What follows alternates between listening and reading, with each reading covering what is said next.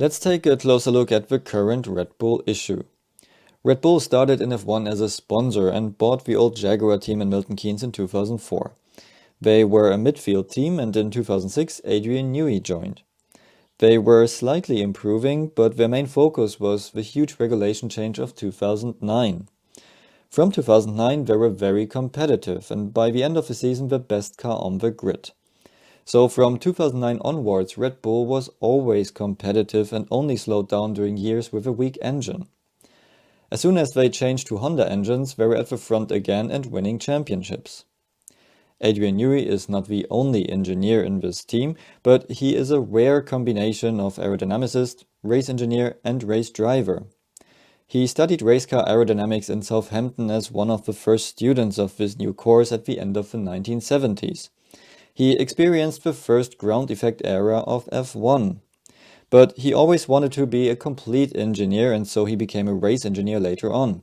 So he does not just know how to come up with new ideas for new concepts, he also understands how to use these concepts at the track and how to set up the car.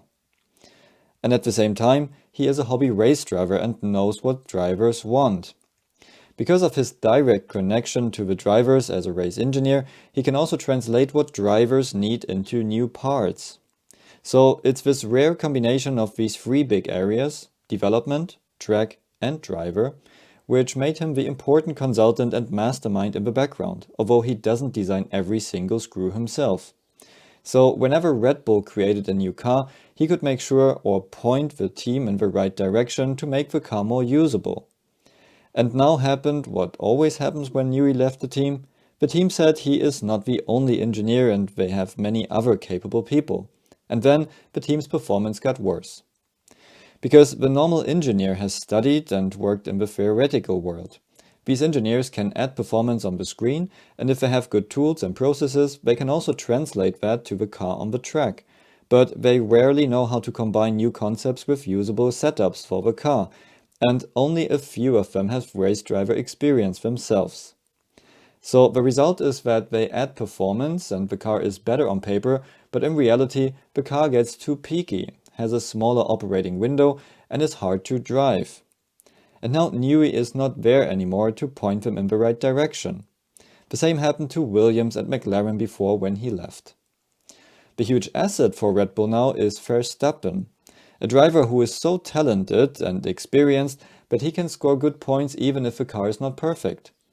A driver who keeps the car on track even in the wildest conditions, and a driver who is fast with everything. But at the same time, that's Red Bull's big problem.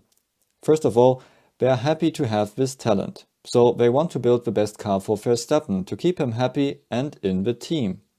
But Verstappen has a special driving style, which means that if his feedback is prioritized, the car is hard to drive for other drivers. The next point is that Verstappen can cover problems of the car, which means the team still thinks everything is alright, although a normal driver would already struggle with it. So they see problems too late, which means they develop in a wrong direction for too long. And if another driver is struggling, they compare them with Verstappen and say, the car cannot be so bad since Verstappen is fine with it. It must be the driver. And so Red Bull has become a team which has currently around the same speed as their junior team Racing Bulls, if we deduct the Verstappen factor of the lap time, but Verstappen is still able to drive in the top 5, while the second driver is around 7 to 8 tenths slower. While McLaren has learned to not develop their floor further to keep the car drivable and instead concentrate on other areas like tire temperatures, Red Bull still has to learn that. Their big mentor is gone, and for the first time since 2009 they are not competitive, although they have a good engine. The reaction of Red Bull is, again, to replace the second driver with another talent. We have seen how previously Gasly, Albon, Perez and now Lawson are struggling with a Verstappen Red Bull car. And these are very talented drivers who proved their qualities in other cars before and after Red Bull. But the specific characteristic and additionally the pressure which comes with a Red Bull seat burned them all out and they needed a long time to recover. It is possible that they will put Tsunoda in the seat for the Japanese Grand Prix, which would be a great story, but we shouldn't expect too much. He has no preparation and a lot additional pressure because it's his home Grand Prix with a Honda engine, and he's waiting for that chance for a long time. So Red Bull has become a talent-burning machine, and the huge risk here is that they will also burn Tsunoda. And at the same time, Verstappen might want to go somewhere else as well, since he cannot win with the current car under normal circumstances. And what happens to Red Bull then? And will their first own engine next year succeed? What do you think? Let me know in the comments below, and if you want to work in F1 as well, check out my online courses with the links below, which prepare you for a career in F1. See you at the next video.